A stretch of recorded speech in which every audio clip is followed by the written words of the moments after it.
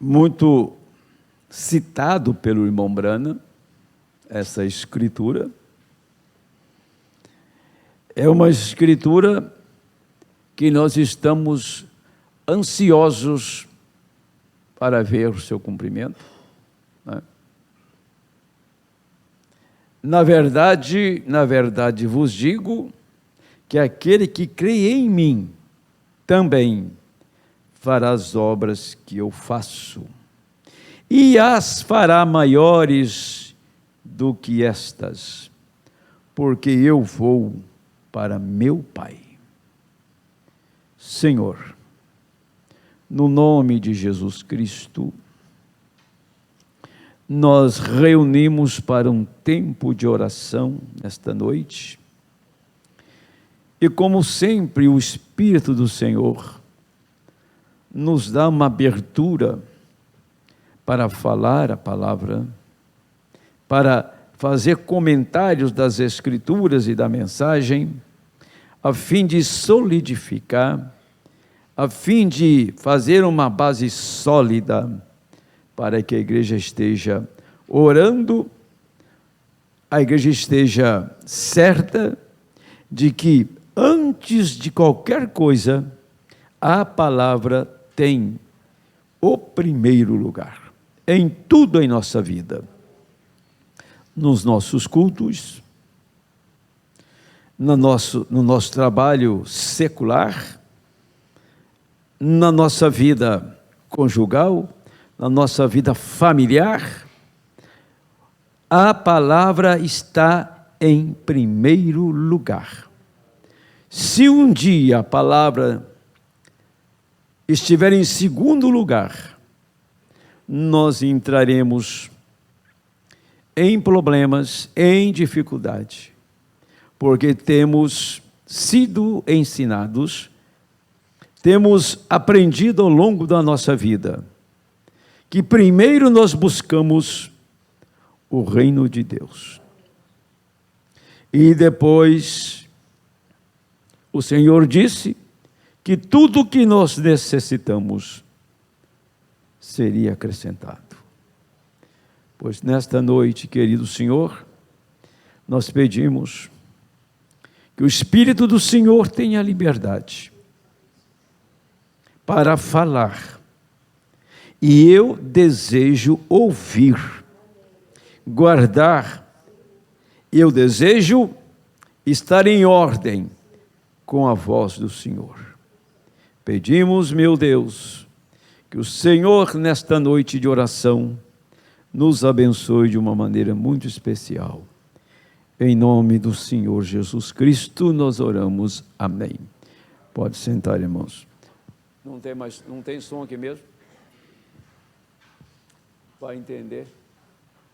Poxa vida. Então, estranho demais isso, está tudo ligado. Eu quero tomar duas coisas nesta noite, não para trazer como mensagem, mas trazer como uma meditação antes da nossa oração. Aqui, o irmão Branham, eu vou tomar duas escrituras, ou seja, duas mensagens,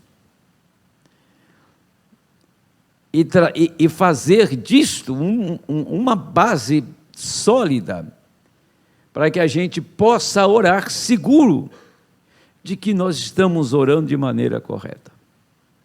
Para mim, com todo o meu coração, eu creio, se eu me pôr a orar e colocar diante de Deus uma necessidade, ou se tem alguém doente, porque Deus quer curar, não existe uma escritura que Deus diz que não te cura, mas que Ele te cura. Não existe uma escritura que Ele não responda se nós estivermos em sua vontade. Todas elas são respondidas. Mas Muitas vezes, Deus nos dá um teste e uma prova, porque a fé é o firme fundamento das coisas que se esperam e a prova daquilo que não se vê. Fé não é uma coisa que você ora e cai na sua frente naquele momento. Tem um tempo exato para Deus cumprir aquilo. E Deus irá fazer. E nós devemos perseverar. Perseverança em oração. E ter a certeza de que esta oração está na vontade perfeita de Deus. Está na vontade de Deus. Primeiro plano é saber que está na vontade de Deus. O segundo plano é você estar em oração diante daquilo. Vivemos um tempo que as pessoas não têm mais tempo. Um tempo que as pessoas não têm tempo. Ninguém tem mais tempo para orar. Aliás, ninguém perde tempo com oração, né? Para falar de um grosso modo, né? Ninguém perde tempo com oração. O melhor tempo que você tem em sua vida é quando você está falando com Deus. Esse é o melhor tempo. É quando você está fazendo um inventário, uma consulta da sua alma diante de Deus.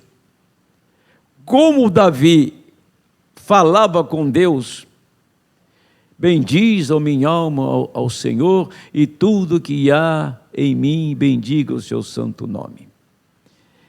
Davi, ele consultava a Deus falando como que a alma dele estava diante de Deus. Ele queria estar em paz com Deus e que a sua oração para vencer os seus inimigos estivesse diante da face de Deus. O inimigo de Davi era filisteus, era as nações ao redor que atacavam Israel. Ele foi um rei vitorioso em toda a sua vida. Mas nós não temos nações nos atacando, visível, mas tem um mundo invisível que está no seu encalço. E o mundo visível, ele se manifesta através daquilo que acontece em nossa vida. A doença está no mundo invisível e manifesta fisicamente. Se você observar, o mundo tecnológico, olha para ele e vê como que as coisas acontecem por lá. Por quê? Por que Deus abandonou as denominações? Por que Deus abandona muitas pessoas? Porque elas estão dando mais crédito ao seu intelecto, à ciência, do que na própria palavra, na promessa de Deus. Por isto, que tudo que nós falamos é complemento daquilo que está dentro de nós. Aquilo que nós fazemos tem que estar em nós, não está em outra pessoa, tem que estar em mim. Que eu falo, que eu faço. Agora, eu creio que todos nós chegamos a um tempo agora que em nossas casas tem espelho, não tem? Olha no espelho. Que coisa boa, né? O espelho é uma grande ajuda para quem tem bom senso. É uma grande ajuda para quem tem bom senso. Porque se você olhar no espelho, você vai espantar com a sua cara, se a sua cara não estiver de acordo com a palavra. Você vai levar um susto. Mas eu vi um comentarista hoje e disse, eu sabia, que fiquei sabendo disso há muito tempo atrás, já faz uns bons anos, que se você tirar o som de uma pessoa que está fazendo um comentário, fazendo um discurso, tirar o som e ver só a expressão dele, pela expressão você sabe o que ele está fazendo. Se a sua expressão é uma expressão de raiva, de ódio, ou é uma expressão de amor. Não precisa ouvir a voz dele, só a expressão dele. Eu aprendi isso muito cedo e foi com um especialista.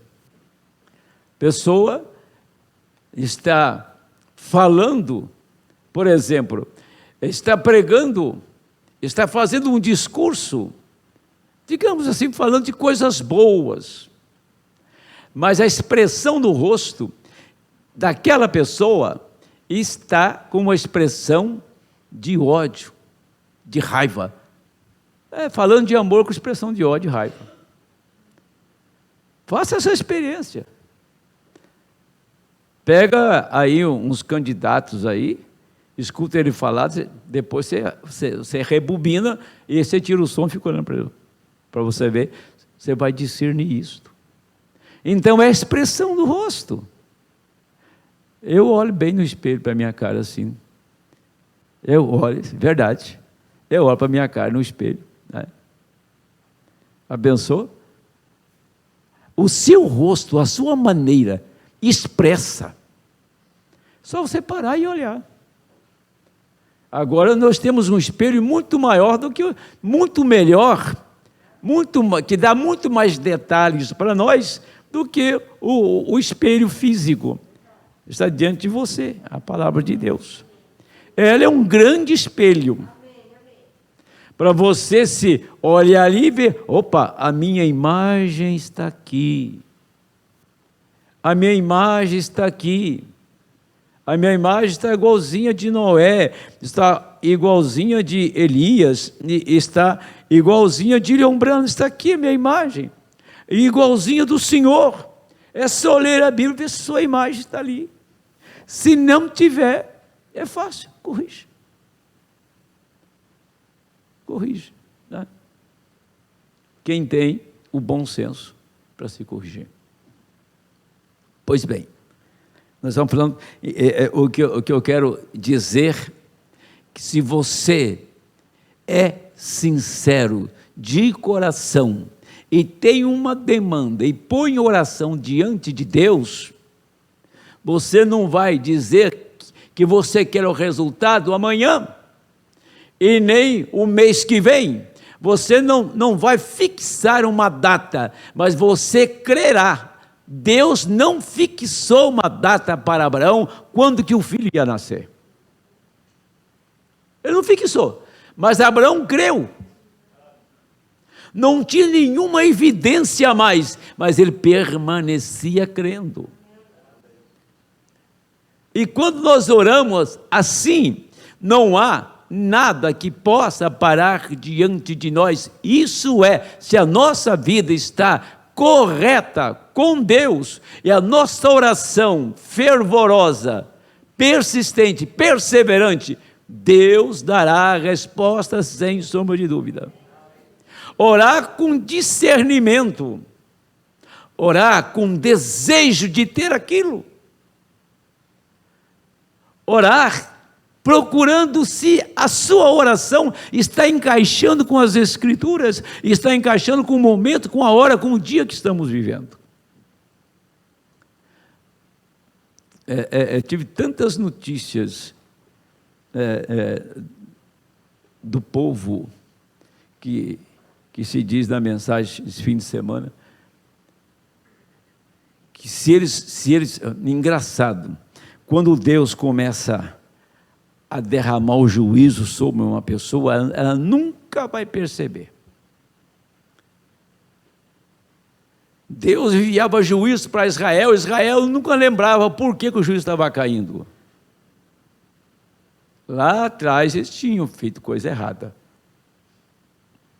E Deus dava um tempo para Israel se consertar. Não se consertava, o juízo vinha, colocava Israel na mão dos inimigos. Quando Deus está tratando com uma pessoa e ela recorda que aquilo está acontecendo com ela por fatos, casos que ocorreram lá nos dias passados, e você se lembra que é por causa daquilo que a coisa está ruim daquele jeito, então você está tendo a oportunidade de se arrepender, de se consertar. Mas quando as pessoas enveredam por um caminho e não recordam de nada que ficou lá atrás, e não olha para a esquerda e para a direita e acha que tudo o que ela faz está certo e todos têm que engolir o que ela faz, é onde elas começam em uma jornada que vai declinando na vida espiritual. É onde ela começa a se perder, ela começa a se distanciar de Deus, é onde ela é apanhada por um espírito religioso. Mas tem muitos que sabem, olha, isso está acontecendo comigo porque, olha, estou me recordando que lá atrás eu tive uma falha. E eu tenho, o profeta, ele dava para a audiência dele, para a igreja dele, esse ensinamento, essa orientação, dizia, eu não vou orar por você, você vai lá e faz aquele acerto e você está livre. Quantas vezes você fez isso? Vai lá e acerta aquele erro e acabou o problema seu. Não precisa nem de oração, é acerto. Mas quando fala de acerto, fica mais no blá blá blá, né? Fica mais no disse que me disse. Por isso que não vai vencer nunca, né? Preste atenção. Essas orientações eram do irmão Branham. Ele via o caso, ele via o acontecimento e via por que a pessoa estava naquela situação. Ele estava vendo o mundo invisível, o mundo espiritual, e orientava as pessoas que elas estavam tendo a oportunidade, o caminho para se acertar e voltar a vencer. É isto? Então, é desta maneira, mas outros não. Outro Deus não trata mais com ela. Ponto. Deus puxa a cortina e faz silêncio. Acabou. Aí, tive uma notícia de uma pessoa que falou muito mal dos crentes. Muito mal. Palavras duras. E Deus não se agradou daquilo. Isso já faz uns bons anos. Hoje essa pessoa está curioso na cama, prestes a morrer, e não se recorda porque isso está acontecendo com ele. Ele não lembra. Então, quando o juízo cai sobre a pessoa, ela começa a entrar em desgraça, ela não se lembra. Porque se ela se lembrasse, ela teria chance. Mas Deus apagou aquilo e ela está terminada. Enquanto nós estamos em um tempo de graça, em Deus nos faz recordar daquilo que foi inconveniente e estamos tendo a oportunidade de sermos cheios do Espírito Santo e de ter uma vida em Cristo vitoriosa em tudo. Então, não tenha assim algo que você tem que falar aqui e Deus tem que cumprir ali. Apenas ora e creia. Tenha tempo com Deus, tenha tempo com Deus. Dê tempo ao Senhor, dê uma parte da sua vida em oração para Deus, e você verá o que irá ocorrer. Deixa eu tomar essa parte aqui para a gente orar. Jesus disse: coisas maiores do que estas as fareis. Vamos perguntar, aonde estão as obras maiores que Jesus disse que faria através de nós?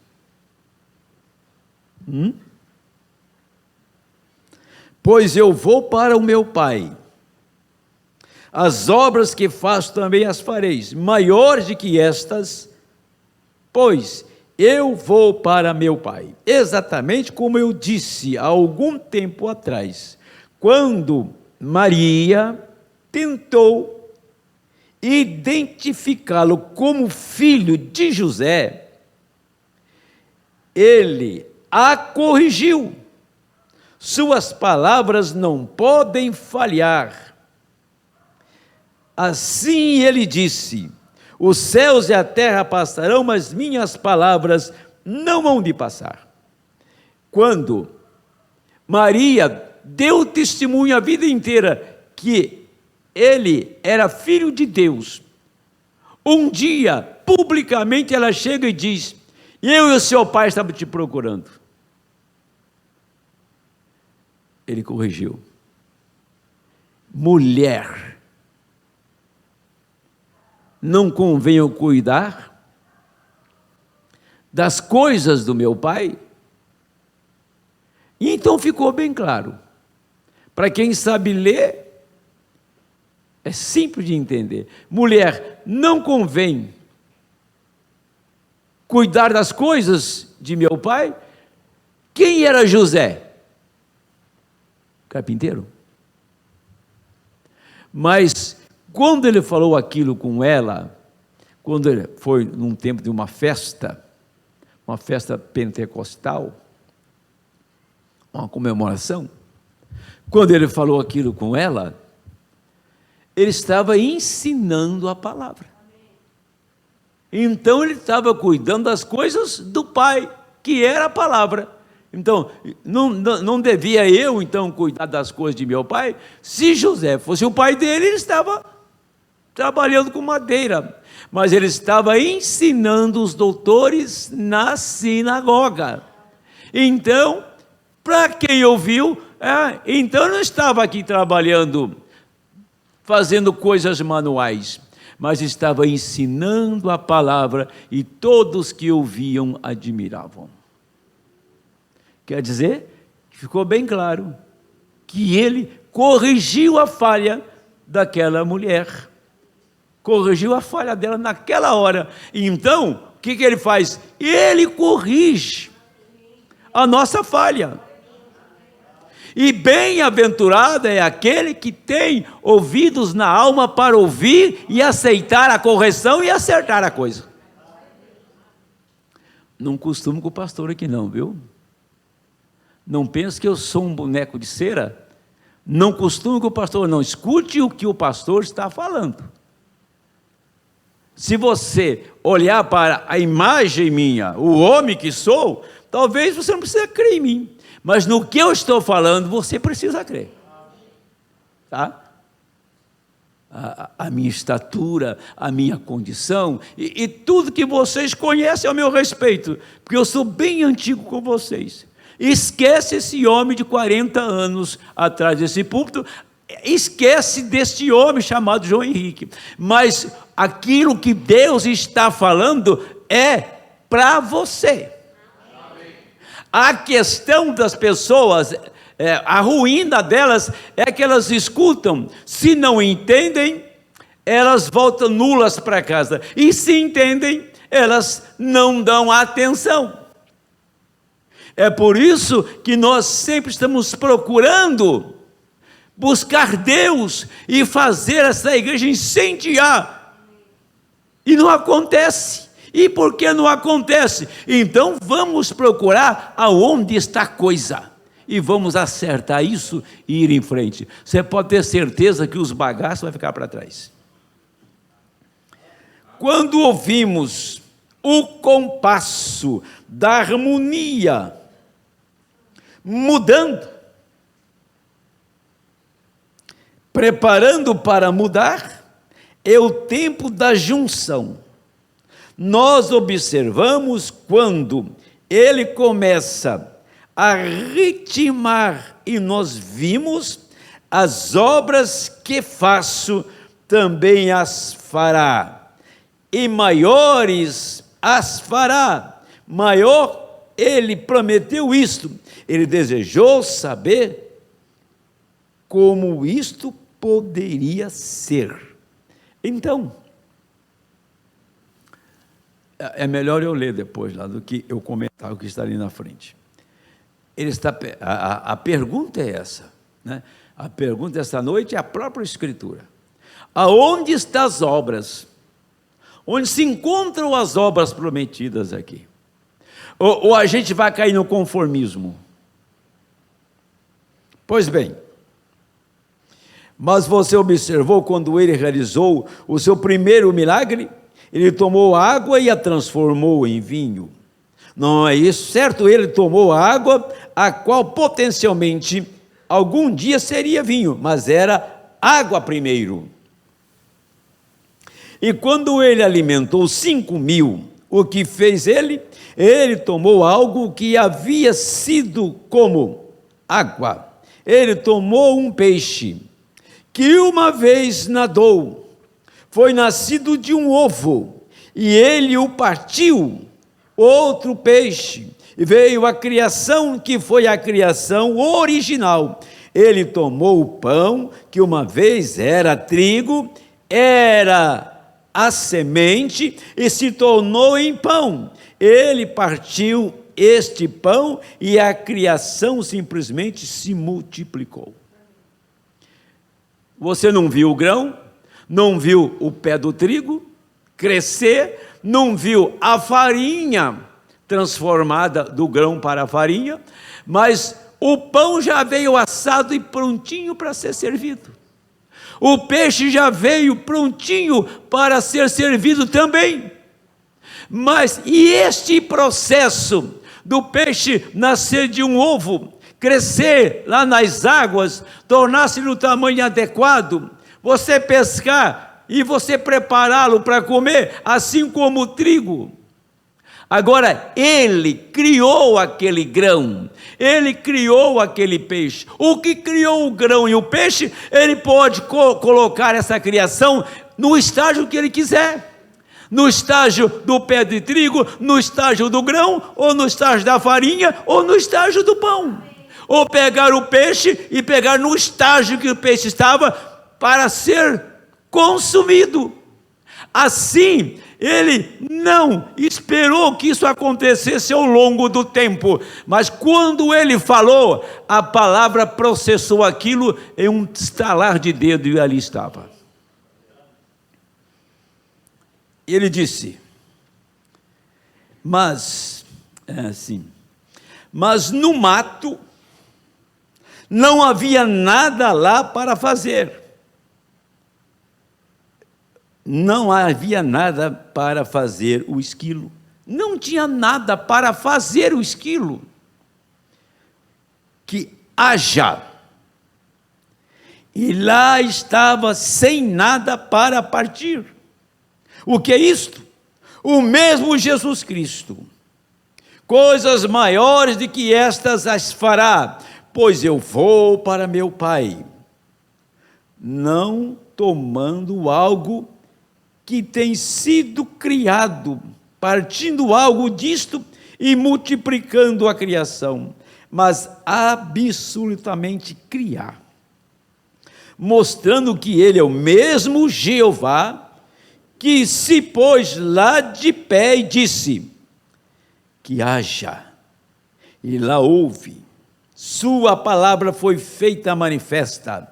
Quando ele foi feito carne na terra, ele tomou sua criação original, partiu e a multiplicou. Mas agora, nos últimos dias, quando ele veio no nosso meio outra vez, a mesma luz que moveu disse que haja luz. Ele simplesmente chamou a criação à existência. Maiores do que estas as fará, pois eu vou para meu Pai. Recordem, estamos nestes tempos. Agora veja bem, Mas aqueles que esperam no Senhor, aqueles que estão olhando, nenhum homem que temos na história de nenhum observatório sabia da estrela que passou, mas estes magos a seguiram por centenas de milhas. Por 2 anos eles observaram-na e seguiram-na. O que eu quero dizer é para aqueles que estão ouvindo a sinfonia, a mudança. Recorde, o compositor conhece o fim desde o princípio, ele conhece tudo a respeito disto. Esta é a razão que ele não podia escrever aqui. Exatamente, agora você deve começar com ele, e você deve começar, se você deseja ouvir uma sinfonia, você começa com ele, tal como a música na sinfonia. Você ouve. Você sabe que isto diz que será o que a sinfonia. Então você começa a ouvir a música e você sabe o que ele é, o que ela é. Então você sabe exatamente, aqui está onde certas coisas aconteceram. Agora isso tem que mudar. Agora, para qualquer pessoa que não sabe nada acerca, simplesmente entram e se assentam, são simplesmente um grupo de contrassenso fazendo barulho. Mas aquele que sabe o que isto é, o que é ritmado com a música, e vê a música soar, trombetas, com as trombetas, tocando nas harpas, tocando o violino, o compasso no baixo, soado pelas trombetas, ritmando nos tambores, a coisa toda junta em ritmo. Isto faz o drama até que você possa fechar os seus olhos e ver nisto, e ver exatamente envolvido nisto. Ele está dizendo, Mombrano não era um especialista, ele não era músico.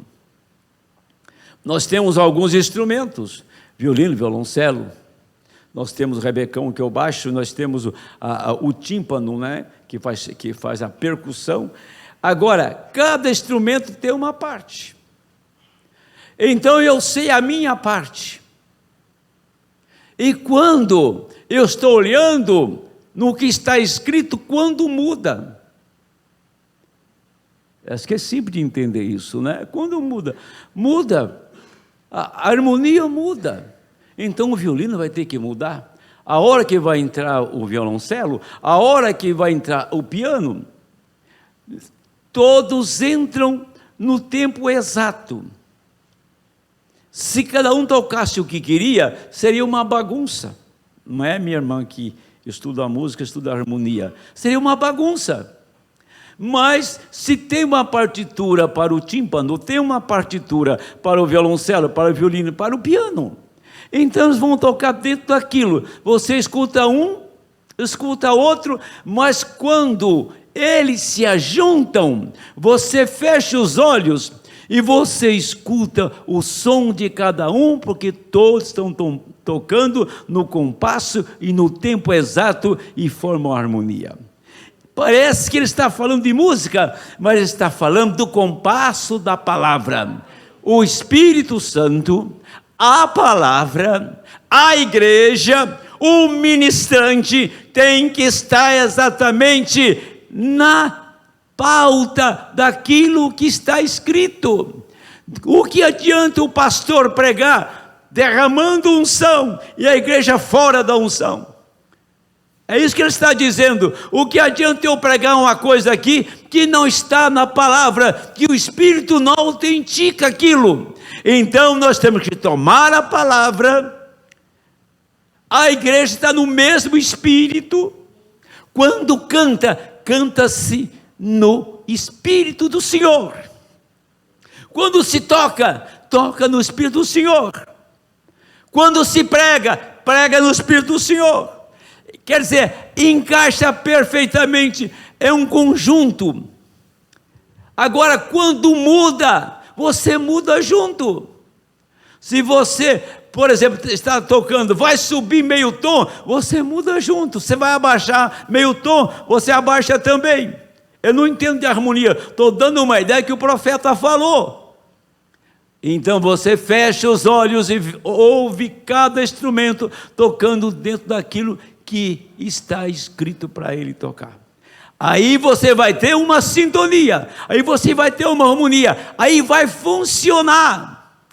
Então Deus está esperando essa igreja entrar em harmonia, cada um no seu lugar, cada um ouvir o Espírito Santo, cada um está na mesma unção, na mesma hora, no mesmo dia, porque esse dia, esta hora, nunca houve na história. O maior privilégio que nós temos, o mundo nunca teve, de ter uma mensagem como essa, que é capaz de mudar esse velho corpo num corpo novo. Agora, o que acontece é que um não pode estar de um lado, outro do outro. Se você está ouvindo a pregação e não está no espírito dela, você não vai levar nada, não vai ter nenhum resultado. Quando canta nesse púlpito aqui, eu quero que o meu cantor cante feijão com arroz. Não preciso de artista no púlpito. Nós não precisamos de grandes cantores. Grande cantor é solista. Quem canta tem que cantar a simplicidade da igreja, para que todos cantem a mesma coisa e o Espírito Santo tome lugar. Do contrário, eu vou cantar sozinho para vocês. Pode ser um grande cantor, que é muito diferente de dirigente de cântico. Líder de cântico é diferente de cantor. Cantor nunca será dirigente de cântico. Essa é a verdade. E dirigente de cântico, deixa eu dar uma ideia, eu falar aqui o nome do irmão, que eu vou falar bem do irmão, né? Bem do irmão. Tinha 2 cantores na igreja. Um não cantava quase nada. O outro canta igual um trovão. Aí colocava um para dirigir cântico, o cantor, a igreja morria. Aí pegava o irmãozinho que não sabia cantar, colocava, mas a igreja virava, entendeu? Incendiava a igreja. Porque esse aqui, o segundo, era dirigente de cântico. Era líder e não era cantor. A diferença era astronômica. Convivemos com isso há muito tempo. Então aí está. É o lugar que você está. É o lugar que você está e aquilo que você deve fazer na ordem, na harmonia do Espírito. Foi o que o profeta falou aqui. Aí ele diz, aí você vai fechar os olhos e vai ouvir a palavra mover. Tá? Eu quero só mais um tempinho de vocês, porque eu quero mostrar isso da maneira que ele está falando aqui. Ele estava dizendo que o Senhor pegou um pão e fez dezenas de pães. Pegou um peixe e fez dezenas de peixes. Na sua primeira vinda. Mas o haja luz, lá no Éden, nunca na história do homem aquilo aconteceu. Mas o dia que o 7º anjo estava no bosque, ele disse, ali vai ter um esquilo, haja um esquilo. E Deus trouxe aquela criação. Vai na casa de uma viúva, com 2 filhos ímpios. E o Espírito Santo diz, diga para ela, pedir o que ela quiser. Vocês sabem da história. E o profeta disse, eu te dou. O que você pedir, eu te dou. Entendeu? Então, ele não disse, o que você pedir, o Senhor te dá, eu te dou. o profeta falando em lugar de Deus, como Moisés falou em lugar de Deus, como Elias falou em lugar de Deus. E quando ela disse que queria os filhos salvos, disse: eu te dou. Não é por isso, não é isso que nós anelamos? Mas eu parei para pensar sobre isso. Mas que tipo de vida eu devo estar vivendo para receber isto?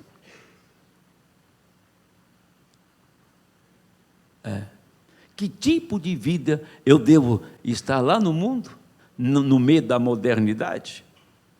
Para eu falar isso? Isso não vai vir para os moderninhos, não. Isso vai vir para a gente de vida consagrada, que realmente está esperando e crê que ele é portador disso. A terceira puxada do ministério da noiva na terra, vou pregar sobre isso. Eu tenho um sermão preparado para isso. Ela está em você, só esperando o momento para se manifestar. Se não estiver, meu amigo, nunca irá acontecer. Agora você, eu, nós, estamos realmente desejando isso? Procurando o caminho para isso?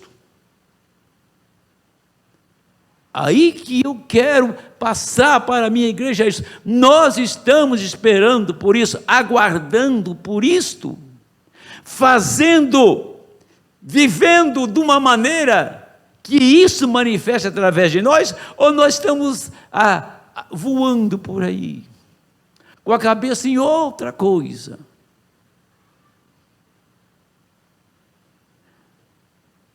Quando o irmão Branham estava lá no bosque, sabe o que ele estava pensando?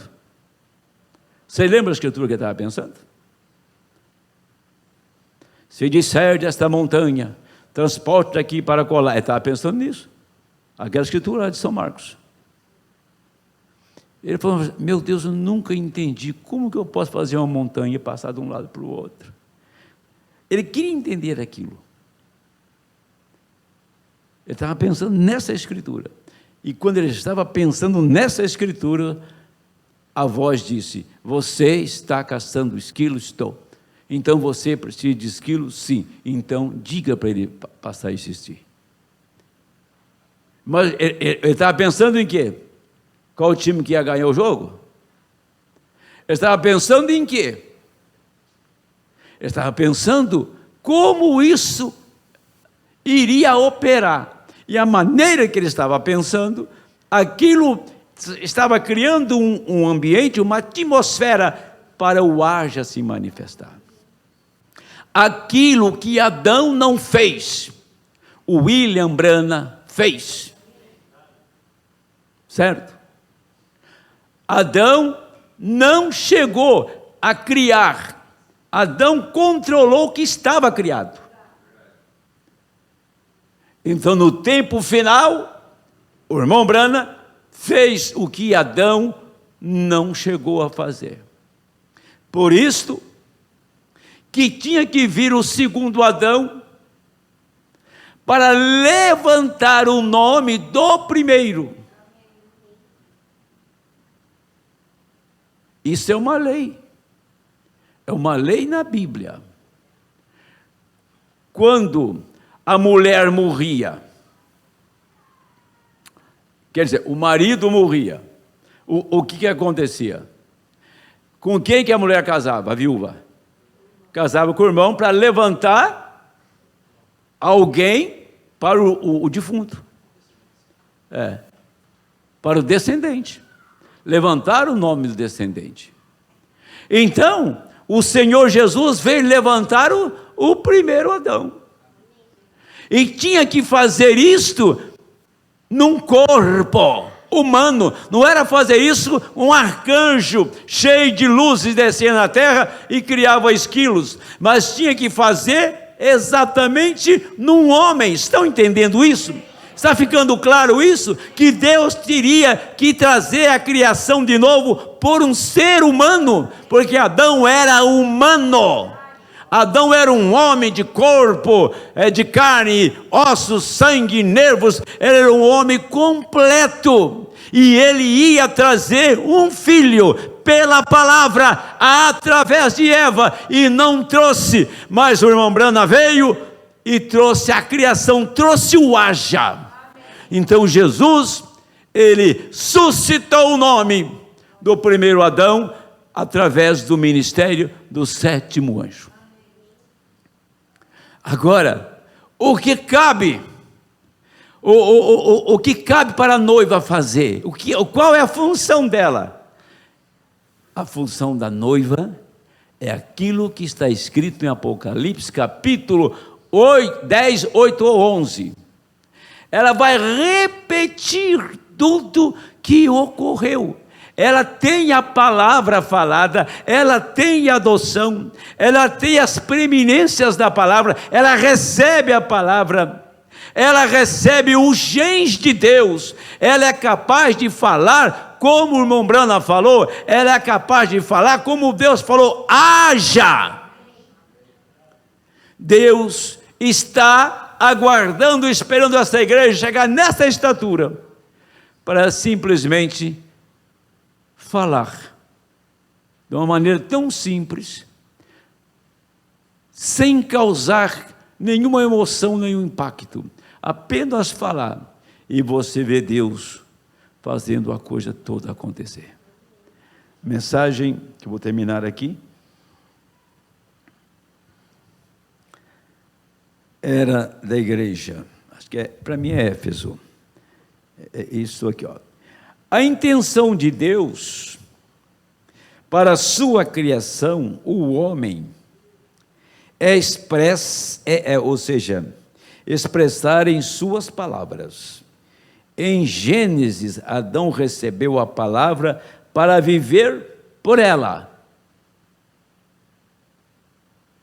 A vida vivida pela palavra seria a palavra expressa. Não é isto verdade? Sim, é verdade. Mas Adão viveu por esta palavra. A pergunta é essa: mas Adão viveu por esta palavra? Não, porque ele era para viver por toda a palavra, e ele falhou em tentar para cada palavra. Então eis que se levanta Moisés, que grande e poderoso homem ele era. No entanto, também falhou em viver em cada palavra. E aquele profeta, tipo do grande profeta que viria, falhou em obedecer a palavra por causa da ira. Também Davi, o grande rei de Israel, um homem segundo o coração de Deus, falhou por um adultério. Quando foi tentado, ele caiu. Mas, eventualmente, na plenitude dos tempos, eis que veio o cabeça, Jesus, que também teve que ser tentado para provar que ele viveria por toda a palavra que procede da boca de Deus. Então, é quando Satanás foi anulado, porque aqui estava um que vivia pelo que está escrito, e essa obra-prima de Deus venceu por refletir a palavra de Deus, pois este ser perfeito manifesto foi dado na cruz como perfeito Cordeiro de Deus, para o perfeito sacrifício. E na árvore ele recebeu as feridas para a morte, para que nós, por ele e por causa dele, pudéssemos comer da árvore da vida. Então, para que esta vida dada livremente nos capacitasse para vencermos e expressarmos a palavra de Deus. Agora, veja uma coisa: comer da árvore da vida. Adão não chegou a comer da árvore da vida. É porque você manifesta aquilo que você ingere, falando biologicamente. O que você come é o que te dá força. É isso. A comida que você come dá força para esse corpo. Você vive pelo aquilo que você come. Quando a gente muda para o outro lado, nós vivemos e nós alimentamos e vivemos por aquilo que alimenta a nossa alma. O meu corpo alimenta de alimento sólido, mas a minha alma alimenta da palavra. Eu quero pegar e dar a comida azeda para uma pessoa que ela vai repudiar e não vai querer comer. Pegue a palavra torcida e dá para um eleito para ver se ele come. Ele não come.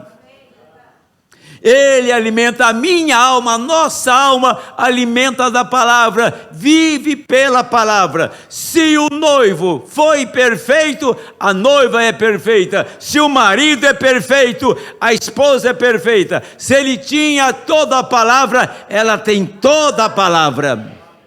Do contrário, nós não somos os eleitos, a noiva do Senhor, porque ela vive a palavra. Quer dizer que falar isto, trocar isso em palavras, numa pregação, ouvir isto, não é apenas um simples sermão de quem não tem o que falar e o que fazer.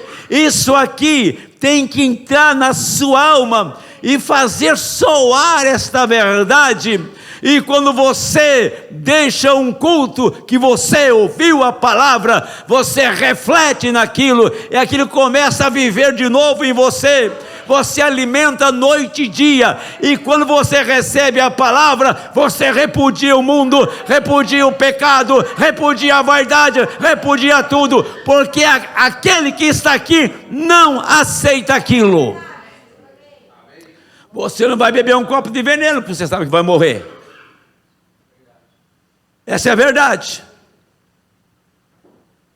Você não vai comer uma comida contaminada, porque você sabe que vai morrer, que vai te contaminar. Você não aceita aquilo, não vai te dar saúde nem força, te destrói. É por isso que a nossa alma, a sua alma tem um filtro. Os seus olhos têm um filtro. O que nós fazemos tem um filtro. Quando você entra em certos assuntos, tem um filtro. E o filtro é a palavra. Se estiver fora, você não aceita. Tem que ter um filtro para aquilo. Senão passa tudo quanto é coisa ruim do outro lado. Mas quando a palavra está em nós, tudo que vem para nós é filtrado. Manda alguém mentir que tem o Espírito Santo. Manda uma mulher se vestir mal, se ela tem o Espírito Santo. Manda um desses jovens pintar o cabelo, colorir o cabelo, fazer um cortinho sodomita, ver se ele faz. Ele não faz, porque ele tem um filtro ali que não passa. Se não tem esse filtro, se engole tudo. Por isso que o profeta pregou o filtro do homem que pensa. Vou terminar. Agora, para estes filhos de Deus, que por ele vencem, é dado o privilégio do paraíso de Deus e a constante comunhão com Jesus Cristo. Não haverá nunca jamais nenhuma separação dele. Para onde ele for, também irá sua noiva. O que é seu, ele reparte com os seus amados, é uma revelação de co-herdeiros. Nós somos herdeiros de Deus e co-herdeiros de Cristo. Co é herdar juntos. Tudo que Cristo recebeu, como co-herdeiro, ele passa para nós. Tudo que Cristo é, tudo que Ele era e que Ele é, o que Ele faz? Ele passa para aqueles que herdam com Ele. É uma divisão perfeita. É algo perfeito. Ele não tem o reino só para Ele, e a glória só para Ele, e a palavra só dEle. Ele compartilha conosco a sua glória e o seu poder. Amém? Quando isto entra dentro de um coração eleito, faz a diferença na sua vida. Ele passa a ser realmente um verdadeiro cristão, a partir de então.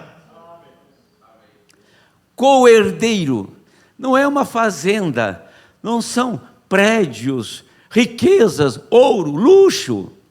Co-herdeiro, ele disse, olha, eu herdei isso do meu pai, recebi do meu pai, vou ter que passar para este aqui, o mesmo que eu sou.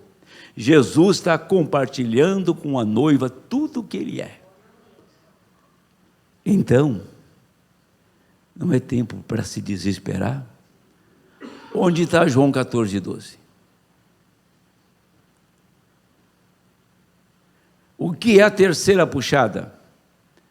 Posso ser criticado pelo que eu vou dizer. Ela tem que ser ensinada direito. Ela tem que ser ensinada como ela é, como ela se manifesta.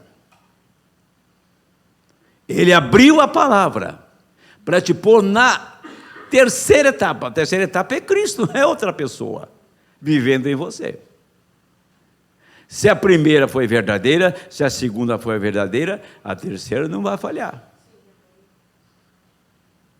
É tão real como a primeira e a segunda. A terceira etapa, ela é completamente um segredo de Deus. É uma coisa entre você e Deus. O maior evento da história do Evangelho no mundo foi a criação de esquilos. Agora eu pergunto, tem algum livro que escreveram sobre aquele evento no bosque? Alguém tem aí um compêndio, ou seja, tem aí uma série de livros sobre aquele grande acontecimento. Eles não têm o que escrever e falar sobre aquilo, porque eles nada conhecem sobre isso. E esse caso da Hatmuser, tem escritores que falou sobre isso, apagou. Está apagado. Isso está esquecido. Aí vem o acomodado e diz, não, isso aí foi por mão brana. Tá, se foi por mão brana, é para mim e é para você. Isso é por mão brana. Quer dizer, que ele vai fritar aqui na tribulação mesmo, se ele não crê que é para ele. Aquela vida consagrada, separada do irmão Branham, não trabalhava aos domingos, nem o carro abastecia. O irmão Branham não ouvia uma música mundana, nunca, ele não suportava isto. Ele entrou no restaurante para comer, se você se lembra, ele saiu por quê? Por causa da música. Você faz isso? Ah, isso foi para ele. Não, é para mim, é para nós. Esse tipo de vida é para quem quer vencer e chegar no céu. Esse tipo de vida é para quem deseja estar no arrebatamento. Esse tipo de vida é para quem quer, sim, e sabe que está dentro dele. Ele só espera a hora da manifestação disso. O povo tem se entregado. Eu não faço isso, eu não tenho tempo para isso, e nem tenho esses aplicativos. Pessoa que tira fotografia no Photoshop. Se você errar, você me corrige, que eu sou ruim nisso. Pessoa é feia, fica bonita, faz biquinho. Tá uma vergonha, rapaz, vai se converter. Já sai pronto, né? Já melhora. Por que eu quero pôr uma imagem bonita minha no celular? Eu sou casado. Eu não preciso casar mais, não. Casei 2 vezes com a minha mulher, com Cristo. Por que você quer expor beleza? Qual moço da mensagem está procurando luxúria para casar? Quem procurou, quebrou a cara. Qual moço da mensagem cheio do Espírito Santo está procurando aí uma como é que chama mesmo? Uma periguete. Procurando uma saia curta. Essa que atrai atenção, que fecha restaurante à hora de almoço, que eu não falo o ímpio. Essas bonitonas na rua. Qual moço da mensagem que é isso? Se você deseja isso, você está no inferno. Qual moça da mensagem que quer um camaradinha tão delicado? Para, você tem que ser macho, homem, falar bonito, grosso. Qual moça da mensagem que quer? Para com isso. Se você tem o Espírito Santo, você quer agradar a Deus. Se você ama o seu marido, você vive para o seu marido, não vive? Você se veste como agrada o seu marido, você faz tudo para agradá-lo. Se você está casado com Cristo, você vai fazer tudo para agradá-lo. Você vai, como se diz, né? Você vai trazer a coisa, vai imprimir aquilo, vai e apertar aquilo, torcer aquilo, e vai ficar exatamente como ele gosta de ver. É por isso que a gente ora, para que isso aconteça na igreja, para que isso nasça na igreja. Eu nunca me contentei com oração. Eu nunca me satisfiz de oração. Orar, minha gente, é rasgar a alma. Não quero saber se você está orando e observando a oração do irmão, ou você está preocupado com a oração dele. Preocupe com a tua vida. Ore da maneira que Deus põe na sua boca, rasga o seu coração, fale com Deus. Se tem que confessar, confessa. Se tem que fazer um acerto, faça. Mas faça exatamente como está na Bíblia. Eu tenho vergonha de orar, as pessoas estão ouvindo eu falar. Então você precisa nascer de novo de verdade. Precisa mesmo, né? Porque a gente ora. Vem cá, irmão Denilson, vamos orar até rasgar a alma aqui agora. Tem meia hora para a gente orar, irmão Denilson. Você está cansado? Você parece que está cansado.